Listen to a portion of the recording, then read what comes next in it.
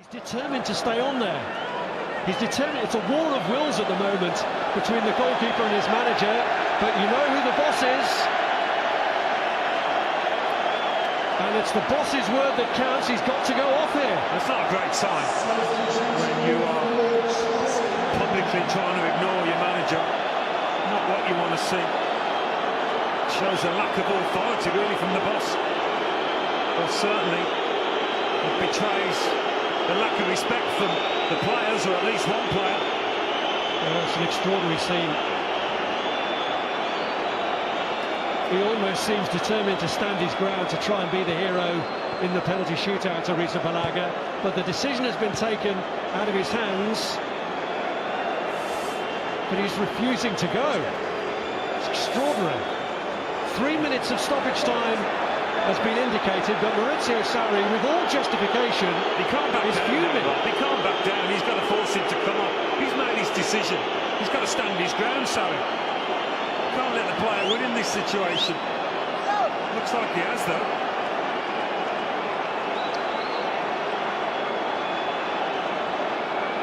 Well, John Moss needs to speak to the manager to find out, but it's almost like who's in control of this club, who's in control of this team. The lunatic's taken over the asylum. It's one of those. I mean, if the ref says, do you want to make a substitution, and he says yes, John Moss should make it happen. Oh. Well, the players won. It's incredible. Absolutely incredible.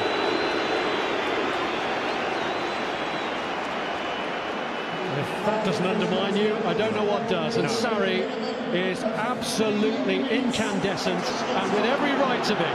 Well, he's walking away. He might be walking away from the stadium. Is he walking away from the job? He's not been sent off, has he? That's by his own accord, isn't it? No. Well, never seen anything like this before. And there goes the full-time whistle. And it's the same old questions about who's in control of Chelsea, because they've put in a lot of good work here today under Maurizio Sarri after their humiliation by Manchester City a fortnight ago. But the manager himself has been humiliated by an extraordinary extra-time confrontation over a long distance with his goalkeeper. He was determined to take Kepa Arrizabalaga off when he pulled up lame for the second time, but the goalkeeper stood his ground, stayed on and won the war of wills with his own manager.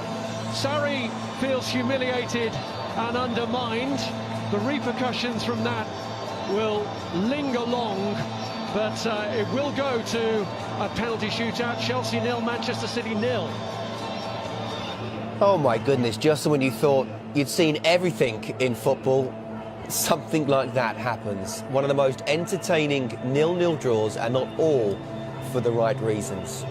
Jamie, have you seen anything like that before? I thought I'd seen it all in football. That was incredible. And I still think it's not finished yet, because you see Willy Caballero wants to come on and the manager wants to get him on. I feel sorry for the manager. I really do. It's such a difficult situation for him, and it's a nightmare. You can see this is boiling over now.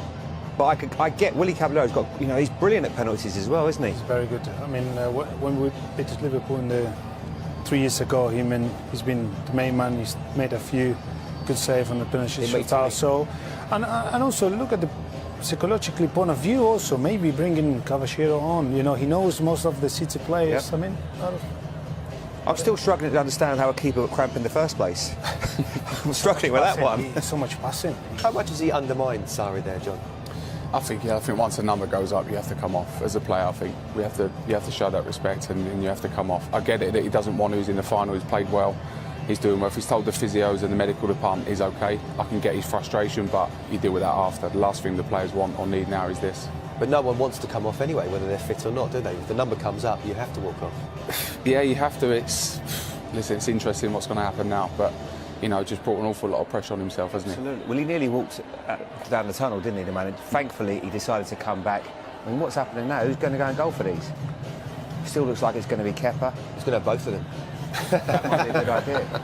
Look, if Kepa stays in goal, he can still make himself a hero, and this might soon get forgotten. If he doesn't, it's a horrible situation all round.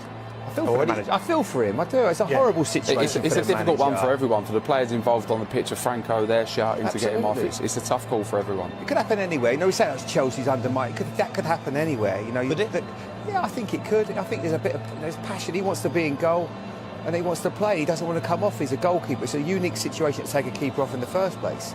I really feel for Sarri there. I really do.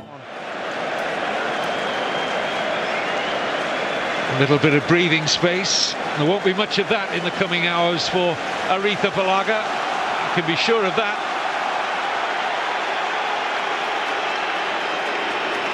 So, Jorginho up first for Chelsea.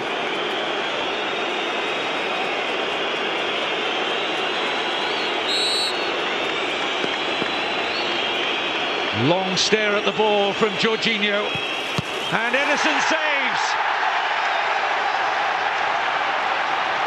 Well, it was a long wait from Jorginho. Well, you could see Ederson had done his homework.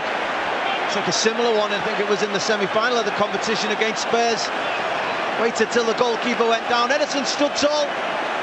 Waited till Jorginho made contact with the ball, and you've got arms as big as he has. You've got an opportunity to make a save. Gundogan, who was successful from the spot in the quarter-final against Leicester. Successful here. Advantage Manchester City. Terrific penalty. Best of all, if you're sending a goalkeeper the wrong way, you've conned him in that sense, but also you hit the side of the netting. Always difficult for a goalkeeper to save. Cesar Azpilicueta.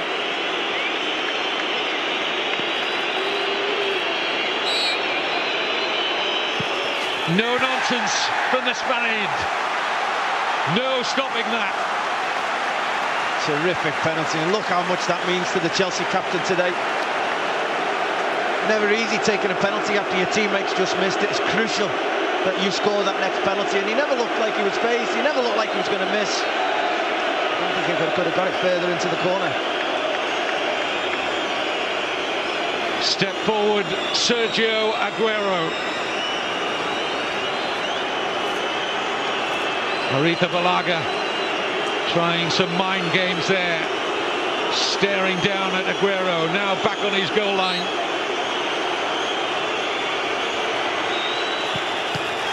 Oh, he almost got there. In fact, he did get there. But a soft hand from Arrizabalaga couldn't keep it out. 2-1 City in the shootout. Did the injury have anything to do with that soft hand? People will ask the question for years to come. Read Sergio Aguero well. Got down there, got two hands on the ball, but somehow he just wriggled through them. Well, you'd be really disappointed, Arrizabalaga, who didn't save that. Penny for the thoughts of Sarri and Caballero right now. 2 from 2 for Manchester City. 2 from 3 for Chelsea via Emerson. Ederson's unfortunate. He goes the right way, full stretch, both hands on the ball, but it's the power from Ederson that sees it get into the back of the goal. And a good penalty by the Chelsea left-back. Leroy Sané next for Manchester City.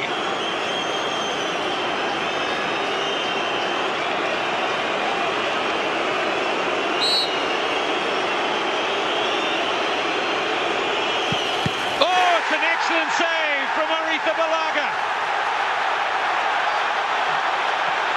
Moving some way forward towards redemption, the Spaniard. Wasn't the worst penalty in the world, that from Sané, but Arrizabalaga guessing right. He's had to do something in this penalty shootout, and he just has. Full stretch, guesses right. Strong hands this time, unlike the last penalty. As you said, it wasn't the worst penalty in the world by Leroy Sané. A terrific save by Kepa Interesting to see Kepa Arrizabalaga going through some stretches there, almost as if he felt the injury that we saw towards the extra time in making that save to deny Sane. 3 penalties each, twice each successful. So we're back on level terms in the shootout. David Luiz. No!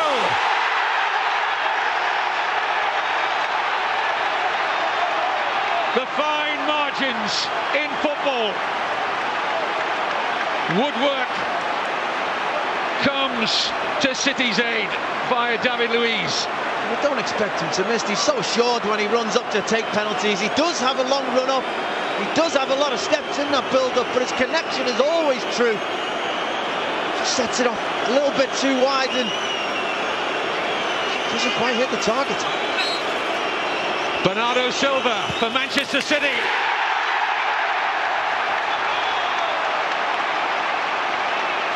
Oh, real advantage here now for Guardiola and Manchester City. 3-2 they lead in the shootout.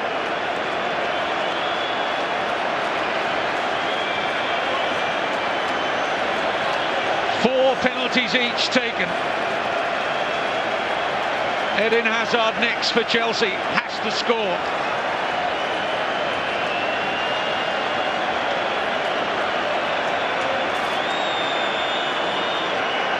Hazard to level it up at 3-3.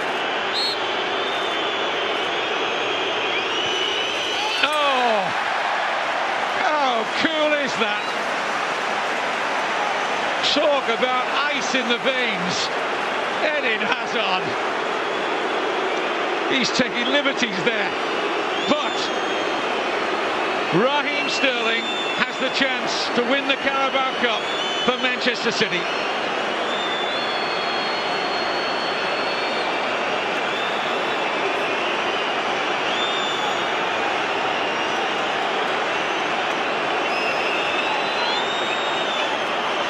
Chelsea have had their 5 penalties. This is City's bid, and this is to win the trophy. Back to back, the Carabao Cup for Manchester City. Yes, but only just. Raheem Sterling.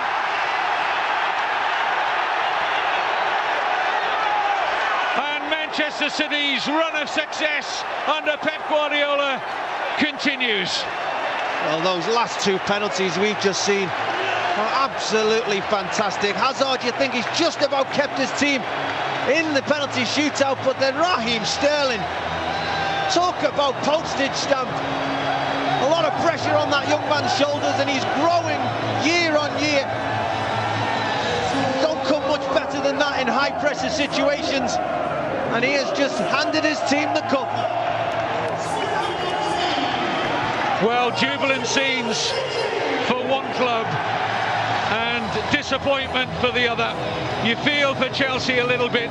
They really took Manchester United all the way, but Sterling, the eventual hero. It went to penalties and Manchester City emerged successful, 4-3 in the shootout.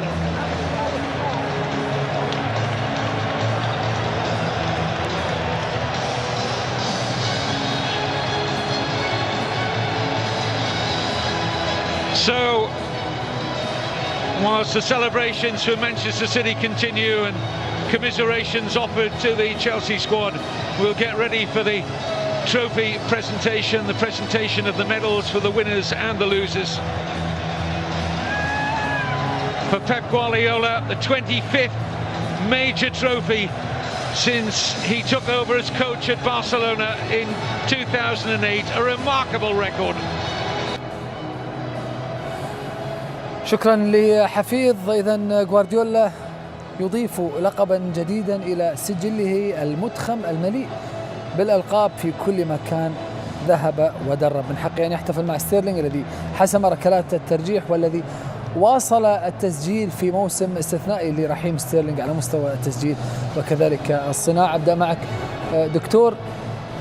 أمور غريبة وتقلبات حدثت في الدقائق الأخيرة من عمر هذه المباراة وصولا إلى ركلات الترجيح. بالنظر لهذه المباراة اتفقتما على أن تشيلسي كان الطرف الأفضل، لكن بالنظر لما عمله غوارديولا منذ اليوم الأول له مدربا لفريق السيتي ربما استحق أن يفوز بلقب جديد.